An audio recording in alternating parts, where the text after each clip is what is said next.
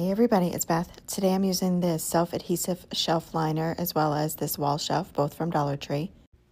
I start by taking these round knobs I got from Hobby Lobby and hot gluing them to the bottom of the wall shelf.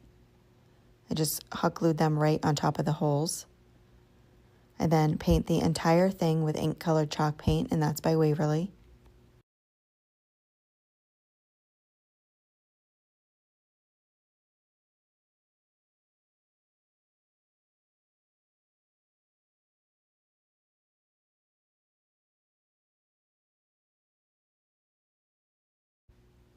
Next, I take the shelf liner and cut a piece that's a little bit larger than my tray.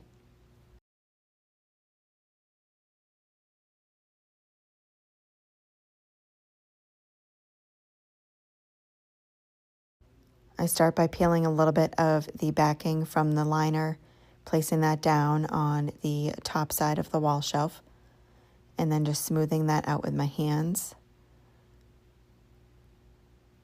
And then flip it over and take my X-Acto knife to cut off the excess liner.